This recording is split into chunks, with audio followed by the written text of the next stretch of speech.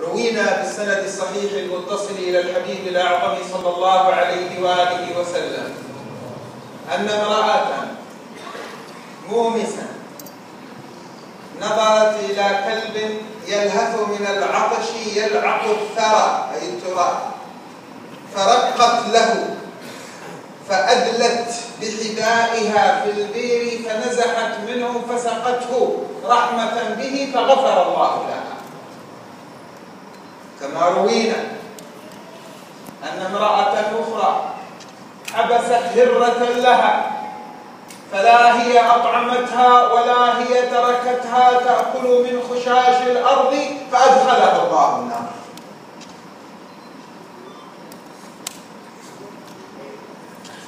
Dalam sebuah riwayat bahwasanya seorang wanita yang dia adalah wanita yang sentiasa bermaksiat kepada Allah Subhanahu wa taala. Lalu kemudian dia melihat seekor anjing, yang anjing itu adalah sangat kehausan, maka wanita itu mengambilkan air kepada anjing tersebut dan memberikannya minum. Allah Subhanahu wa taala mengampunkan dosa wanita itu dan memasukkannya ke dalam syurga.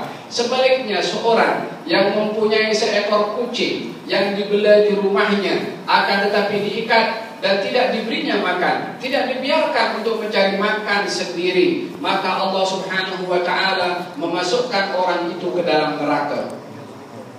هذا شأن عجيب غريب. هذه ترتكب قبائح من الذنوب وتعامل الله بشيء من الكبائر التي تورث الخزي والعياذ بالله، وفي عمل واحد توجهت به غفرت ذنوبها أجمع. والأخرى تصلي تصوم لكن مشكلتها أنها حبست هرة فأدخلها الله النار. ما الميزان هنا؟ Apa yang diceritakan sebentar tadi adalah perkara yang ajaib, perkara yang menakjubkan. Seseorang banyak berbuat dosa, seorang wanita banyak berbuat dosa, bahkan dosa yang dilakukan itu adalah dosa besar. Hanya memberi minum kepada seekor anjing, Allah Subhanahu wa taala ampunkan dosanya dan masukkan ke dalam syurga. Yang satu lagi seorang wanita yang mempunyai seekor kucing. Wanita itu wanita yang salat, yang berpuasa, yang banyak beribadah. Masalah kepada wanita itu adalah mempunyai seekor kucing yang tak diberi makan dan diikat dan tidak dibiarkan untuk mencari makan sendiri, dimasukkan oleh Allah wanita yang beribadah tadi ke dalam neraka. Apakah yang membezakan antara keduanya? وفي الحديث عنه صلى الله عليه وآله وسلم الذي يسميه العلماء الحديث المسلسل بالأولية الراحمون يرحمهم الرحمن تبارك وتعالى ارحموا من في الأرض يرحمكم من في السماء. Hadis Nabi sallallahu alaihi wa ala alihi wa sahbihi wasallam yang dikenal dengan hadis musalsal bil awwaliyah, baginda Rasulullah sallallahu alaihi wasallam bersabda, sesungguhnya orang-orang yang mengasihi itu akan dikasihi oleh Yang Maha Pengasih. Kasihilah semua yang ada di atas muka bumi ini akan mengasihi kamu semua yang ada di langit. وفي الحديث الآخر عنه صلى الله عليه وآله وسلم من لا يرحم لا يرحم.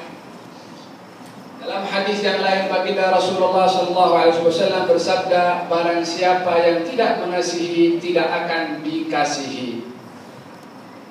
وفي الحديث عنه صلى الله عليه وآله وسلم لا يحقرن أحدكم من المعروف شيئا ولو أن تلقى أخاك بوجه طلق. Yang lain baginda Rasulullah SAW bersabda, jangan sekali-kali kamu memandang kecil kepada perbuatan yang baik itu, walaupun hanya sekedar tersenyum kepada saudaramu. وفي حديث ذكر السوق من مر في السوق فجهر بهذا الذكر الذي ورد لا إله إلا الله وحده لا شريك له له الملك وله الحمد يحيي ويميت وهو حي لا يموت بيده الخير وهو على كل شيء قدير كتب الله له 1000 حسنة ومحى عنه 1000 سيئة ورفع له 1000 درجة بكلمة تجهر بها في وسط السوق. Di dalam hadis yang lain disebutkan tentang pasar, seseorang yang masuk ke dalam pasar kemudian dia membaca zikir la ilaha illallah wahdahu la syarika lah, lahul mulku wa lahul hamdu yuhyi wa yumiit wa huwa hayyun la yamut bi yadihi al-khair wa huwa ala kulli syai'in qadir, ditulis ganjaran oleh Allah 1 juta ganjaran, dihapuskan oleh Allah 1 juta dosa, diangkat oleh Allah 1 juta derajat. في الحديث عنه صلى الله عليه وآله وصحبه وسلم من بكى وابتكى وغسل واغتسل ومشى إلى المسجد ولم يركب إلى الجمعة ولم يركب ودنا من الخطيب فلم يلغو كتب له بكل خطوة عبادة سنة صيامها وقيامها. Dalam hadis yang lain baginda Rasulullah SAW bersabda, barang siapa yang mengawalkan untuk menghadiri Jumat, kemudian mandi dan sesudah berwudu, berjalan menuju ke masjid dan tidak bercakap dengan perkataan yang kotor, kemudian masuk ke dalam masjid menghampiri tempat mimbar khatib berkhutbah, maka orang yang melakukan demikian itu akan diganjar oleh Allah Subhanahu wa taala dengan ibadah, setiap langkahnya itu 1 tahun ibadah, dipenuhi 1 tahun itu dengan ibadah salat dan juga puasa setiap langkahnya. وفي الحديث عنه صلى الله عليه وسلم إن لله ملائكة سياحين يجوبون الطرقات يبحثون عن حلق الذكر فإن وجدوا قوما يذكرون الله تعالى تنادوا أن هلموا إلى بغيتكم، يعني مثل مجلسكم هذا. الملائكة يتنادوا، كل ملاك ينادي الملك الثاني تعالوا هذا المكان الذي تبحثون عنه، فيحفون المجلس بأجنحتهم طبقات حتى يصلوا إلى السماء الدنيا، يعني المجلس مثقل من رأسك إلى السماء الدنيا مسيرة 500 عام ملآن بالملائكة. Di dalam hadis yang lain disebutkan bahwasanya Allah mempunyai malaikat-malaikat yang bertugas untuk mengelilingi bumi ini, untuk mencari majlis-majlis ataupun halaqah-halaqah yang berzikir kepada Allah Subhanahu wa taala seperti majlis kita pada hari ini. Maka bila mana salah seorang daripada mereka para malaikat menyaksikan majlis seumpama ini, akan menyeru kepada yang lain untuk menghampiri majlis tersebut dan duduk bersama dengan mereka dengan menutupi dengan sayap mereka para malaikat daripada atas kepala kita sampai kepada langit yang dekat dengan dunia dipenuhi dengan malaikat, yang mana jarak antara bumi dengan langit ini adalah perjalanan 500 tahun. ثم بعد انقضاء المجلس يسألهم الله من أين جئتم؟ يقولون يا رب وأنت أعلم جئنا من عند عباد لك يذكرونك، فيقول وحرقوني، فيقول الملائكة لم يروك يا رب، فيقول فكيف لم يروني؟ فيقولون لك أنه شد لك ذكرى.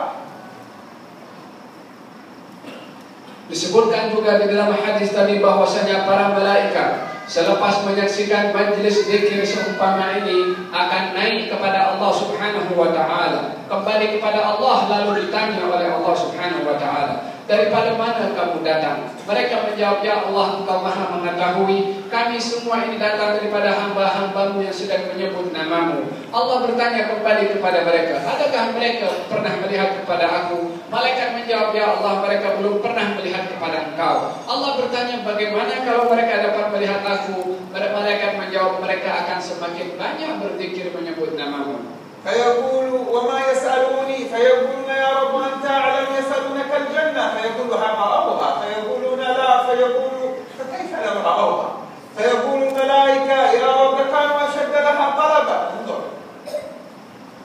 Maka yang kedua Allah bertanya kepada para malaikat, bertanya, wahai malaikat, apa yang mereka pohon daripada aku? Malaikat menjawab, ya Allah, Engkau Maha mengetahui, mereka adalah memohon syurga kepadamu. Allah bertanya lagi, wahai malaikat, adakah mereka pernah melihat syurga? Kata malaikat mengatakan, ya Allah, mereka belum pernah melihat syurga. Kata Allah Subhanahu wa taala, bagaimana kalau mereka melihat syurga? Kata malaikat, mereka akan semakin mengerjakan untuk mendapatkan syurga. Tengok ganjaran yang Allah sediakan.